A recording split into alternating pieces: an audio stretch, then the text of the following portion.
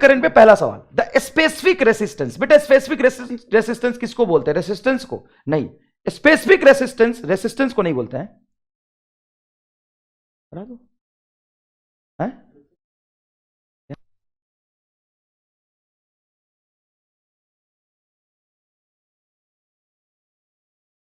चलिए इसका जवाब बताइए,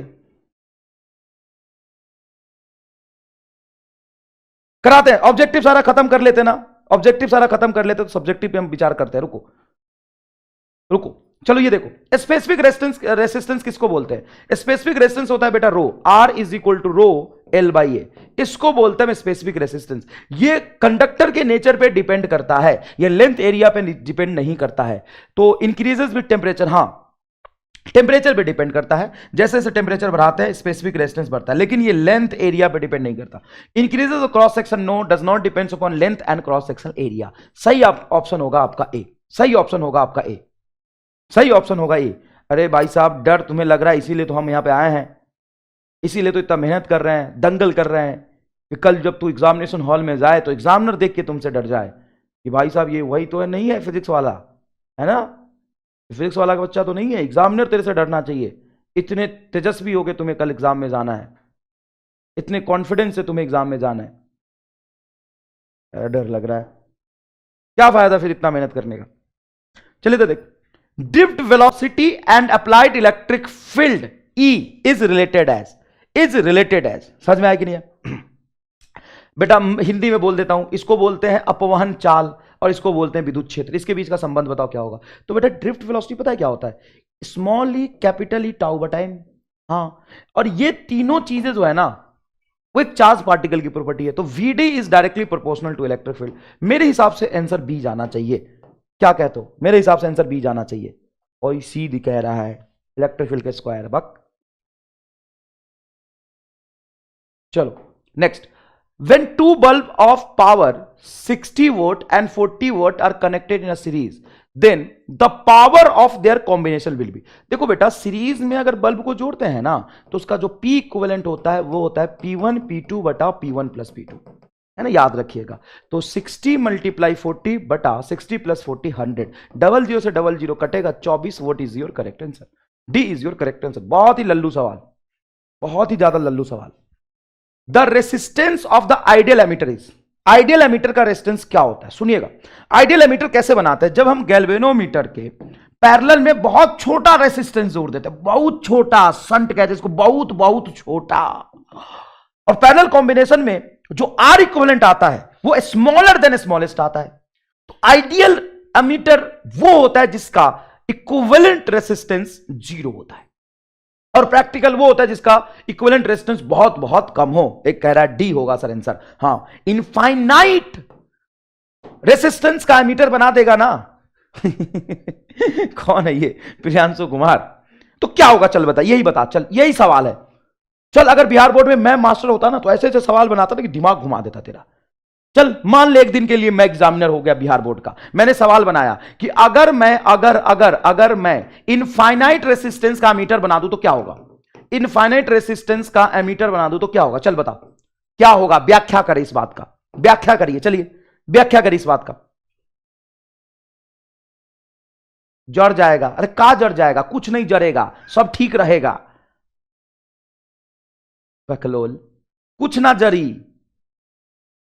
सब ठीक रही। तो का होई कि जब इनफाइनाइट रेसिस्टेंस के एमीटर बनाए बबुआ तो होई कि मान लो कि तुमको बोला भी नहीं जा रहा, ये बैटरी है, ये रेसिस्टर है, इसमें करंट कितना फ्लो करना है ये मेजर करना है, ठीक है। तो एमीटर को कैसे कनेक्ट करते हैं ये भी सवाल पूछा जाता है कि एमीटर को कैसे कनेक्ट करते हैं। बड़ा बकलोल है, कह रहा सर फट जाएगा, जड़ जाएगा। कुछ नहीं होगा, सुन, कुछ नहीं होगा, सुन। अगर तूने एक एमीटर बनाया जिसका रेजिस्टेंस बहुत ज्यादा है और करंट मेजर करने के लिए एमीटर को हम सीरीज में जोड़ते हैं, करंट मेजर करने के लिए एमीटर को हम सीरीज में जोड़ते हैं, तो यहां पे एमीटर जोड़ेगा और कह रहा है कि इसका रेजिस्टेंस ना सर इनफाइनाइट है, तो इसमें करंट अब बहवे नहीं करेगा। सर करंट बहवे नहीं करेगा तो कितना रीडिंग देगा? 0 रीडिंग देगा। मतलब इसको लगाने के बाद इतना ज्यादा रेजिस्टेंस हो जाएगा कि रेजिस्टेंस अनंत इनफाइनाइट, तो करंट 0 बहेगा। बे बकलोल राम, ये करंट बहेगा ही नहीं तो मेजर कैसे कर पाएगा? वोल्ट मीटर का रेजिस्टेंस इनफाइनाइट होता है, वोल्ट मीटर का रेजिस्टेंस इनफाइनाइट होता है। हाँ, वोल्ट मीटर का इनफाइनाइट होता है। अब चल दूसरा सवाल कि अगर मैंने वोल्ट मीटर जीरो रेजिस्टेंस का बना लिया तो क्या होगा? वोल्ट मीटर जीरो रेजिस्टेंस का बना लिया तो क्या हो जाएगा? तो अब तेरा जवाब सही है कि फट जाएगा, जल जाएगा, बर्बाद हो जाएगा, खराब हो जाएगा, धुआं धुआं हो जाएगा। अब तेरा जवाब सही है, अब तेरा जवाब सही है। देख कैसे, क्योंकि वोल्ट मीटर हम कैसे लगाते हैं? पैरेलल कॉम्बिनेशन में, जहां पे हमें पोटेंशियल डिफरेंस मेजर करना होता है। अब तुमने ये वोल्ट मीटर लगाया इस आर के साथ और कह रहा है कि वोल्ट मीटर का रेसिस्टेंस ना जीरो है, तो भाई साहब जीरो रेसिस्टेंस से तो सारा करंट बह जाएगा और बहुत ज्यादा करंट अचानक से बहेगा तो ये बर्बाद हो जाएगा, जल जाएगा, खराब हो जाएगा। बच्चों को मतलब नहीं, बच्चों को मतलब सर ये सवाल है, उसका जवाब हम बताएंगे। Power of an ideal electric circuit is P is equal to I V I कह सकते हैं। एंड ओम्स लॉ के अकॉर्डिंग, ओम्स लॉ के अकॉर्डिंग अगर मैं आई को लिख दूं V बाई आर तो ये हो जाएगा V into V by R, तो ये हो जाएगा V स्क्वायर बाई आर। तो सही जवाब चला जाएगा आपका सी।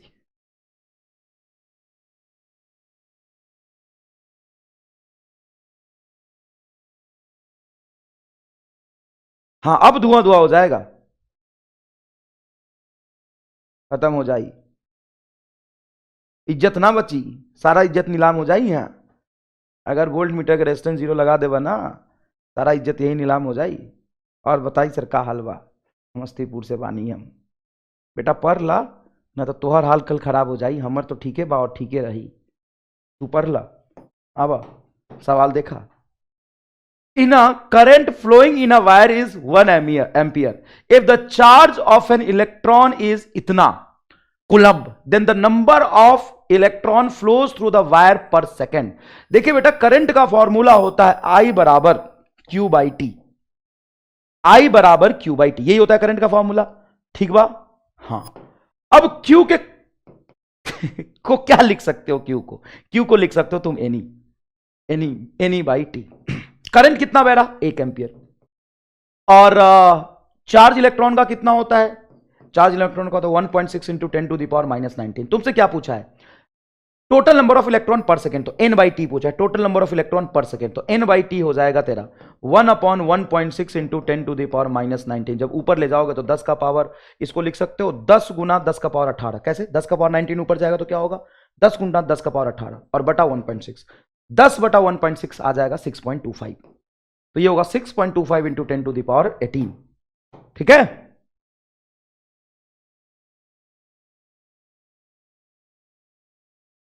पूछ रहे घर का समाचार बताई गुरुजी, घर के समाचार बताई।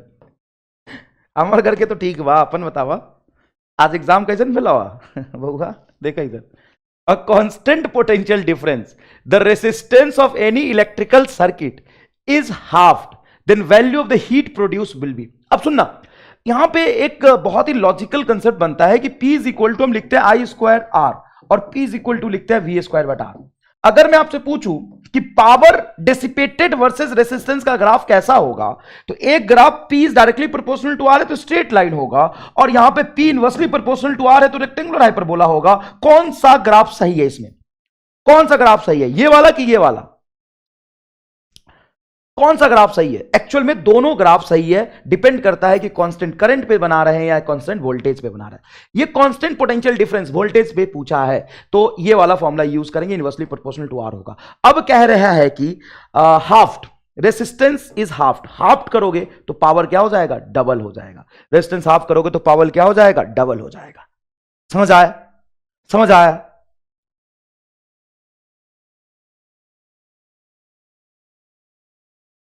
चलिए next next next next, two resistor of resistance ratio 3:4 are connected in a parallel. लो ना, ये तुम्हारे PYQ का ही सवाल है, सब्जेक्टिव है। Compare the magnitude of heat produce in them, the resistance of two resistor of resistance इतना are connected in parallel. Parallel combination में क्या सेम रहता है? करंट की पोटेंशियल सेम रहता है। तो आप यहां से लिख सकते हैं heat produce is directly proportional to V square बटा आर, तो इनवर्सली प्रोपोर्शनल हो जाएगा H1:H2 बराबर हो जाएगा R2 बटा R1, ये हो जाएगा 4/3। ये आपका आंसर हो जाएगा। ले शॉर्ट आंसर टाइप क्वेश्चन करा दिए, शॉर्ट आंसर टाइप क्वेश्चन करा दिए, short answer type question, short answer type question. Short answer type question. 1 ampere is equal to, बताइए 1 एम्पियर इज इक्वल टू क्या होगा? 1 एम्पियर इज इक्वल टू क्या होगा?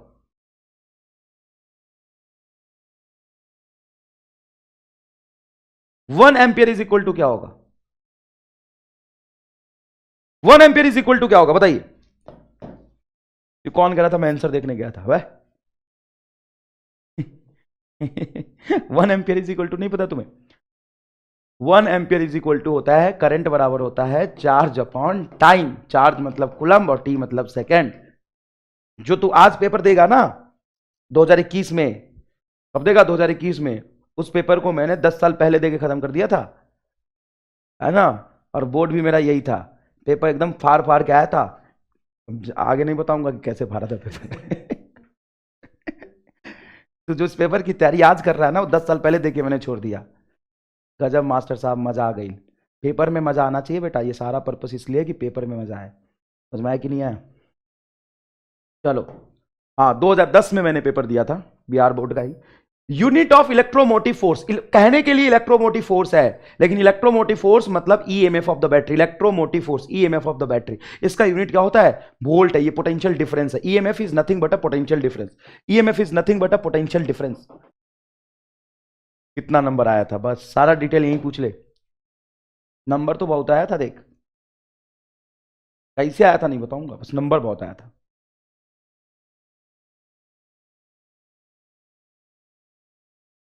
अच्छा, ये 2022 चल रहा है ना? अरे गड़बड़ कर दिया। तो मैंने पेपर दिया था 2010 में, आज से 12 साल पहले। बूढ़ा हो गया यार मैं, बहुत पुरानी कहानी है। हाँ 2022 चल रहा है, गलत हो गया। चलो, volt is your correct answer. चलिए नेक्स्ट देखिए। Heat produce in a conductor of resistor R due to the flow of current I for the time T is. Heat produce, देखो भाई साहब, हीट प्रोड्यूस क्या होता है? पावर अपॉन टाइम, है ना? हीट प्रोड्यूस क्या होता है? Power upon time. अरे सही लिखा है। कई बार तुमने हीट का यूनिट भी पूछ लेंगे। तो बताओ हीट का यूनिट क्या होगा? वोट पर सेकेंड की वोट इंटू सेकेंड? वोट पर सेकेंड की वोट इंटू सेकेंड? क्या होगा बोलो? क्या होगा बोलो?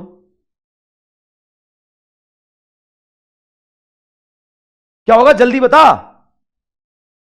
तो भाई साहब ये गलत है। क्यों? क्योंकि हीट प्रोड्यूस होता है, देखो पावर बड़ा होता है हीट एनर्जी अपॉन टाइम। तो एनर्जी बड़ा हो जाएगा पावर इंटू टाइम, और पावर मैंने अभी अभी बताया तुम्हें आई स्क्वायर आर इंटू टी। तो ये आपका आंसर हो जाएगा सी। आंसर हो जाएगा सी। ठीक है, नेक्स्ट देखिए। विच of the following is the best conductor of electricity? Best conductor of electricity, best conductor of electricity, जल्दी बताइए। Best conductor of electricity into second. हाँ बेटा बिल्कुल इनटू सेकेंड होगा, इनटू सेकेंड होगा, इनटू सेकेंड होगा।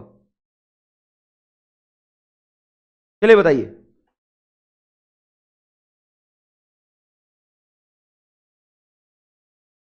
चलिए बताइए। हाँ, क्या होगा इसका आंसर? क्या होगा इसका आंसर? ए सिल्वर, कॉपर। हिंदी में क्वेश्चन, निम्नलिखित में से कौन सा सबसे अच्छा चालक है? Silver. Voltmeter measure, voltmeter क्या मेजर करता है? Voltmeter potential difference measure करता है। क्या मेजर करता है? पोटेंशियल डिफरेंस मेजर करता है। Next, which of the following is the same in parallel connection of the resistance? Potential difference same क्या रहता है? Potential difference.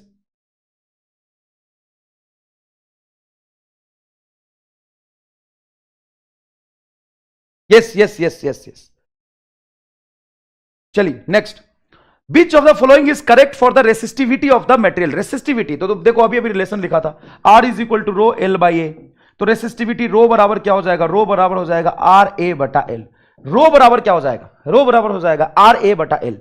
रो बराबर क्या हो जाएगा? आर ए बटा एल, आर ए बटा L. Next next next, power of electric circuit is, power of electric circuit is V square by R. ये तो अभी अभी मैंने बताया, V square by R. The value of yellow colour in a colour code of carbon resistance. हाँ, ये Bihar board के last year का पूछा हुआ सवाल है, लास्ट ईयर का पूछा हुआ सवाल है। The value of yellow colour in a colour code of resistor is. तो क्या कैसे याद करते बोलो? B B Roy good boy very good wife, सही है। BB Roy good boy very good wife, है ना, बहुत बढ़िया है। मतलब इसको याद रखना भी है और इससे मोटिवेशन भी लेना है कि अगर बहुत बढ़िया लड़का बनोगे तो बहुत अच्छी बीबी मिलेगी। बीबी रॉय, देखा है, BB Roy good boy having very good wife, है ना, तेरे जैसा बकलोल नहीं है। देख इधर, तो एलो कहां गया, एलो ये रहा, राइट। यहां पे काउंटिंग हम 0 से शुरू करते हैं, 0 1 2 3 4, तो 4 आंसर आ जाएगा, क्या 4, डी आंसर होगा। क्या कहता है अजिताज, कह रहे सी, नहीं, बीबी रॉय गुड बॉय, तो देखो black brown red orange yellow, green violet, sorry green blue violet, पता नहीं, grey grey grey and white, grey and white. Dimension of charge, dimension क्या फंडामेंटल, चार्ज क्या फंडामेंटल फिजिकल क्वांटिटी नहीं है, नहीं, charge fundamental physical quantity नहीं है। I is equal to होता है क्यू बाई टी, तो क्यू इज इक्वल टू होता है आई इंटू टी, आई हो जाएगा ampere into second, ampere into second मतलब 80 80 80 एम्पियर इंटू सेकंड, 80 80 80। बीबी राय ग्रेट ब्रिटेन, अच्छा गुड बॉय में तुमको दिक्कत हो रहा है, तेरा शक्ल खराब है तो दूसरे का तो अच्छा हो सकता है ना। Great Britain having good wife, नहीं मैं गुड बॉय बोलूंगा, बता क्या दिक्कत है। ये तो याद रखने वाली बात है, सच में थोड़ी ना कोई ग्रेट ब्रिटेन है। Which of the following quantity has unit volt by metre, अच्छा वोल्ट बाई मीटर, अभी अभी बात चल रही थी ना, is equal to DB by D L, D X या डी आर, तो volt by metre electric field क्या होगा, electric field. D is your correct answer. ये क्वेश्चन सही जगह पे नहीं लग रहा मुझे, कोई बात नहीं, होता है, कोई बात नहीं।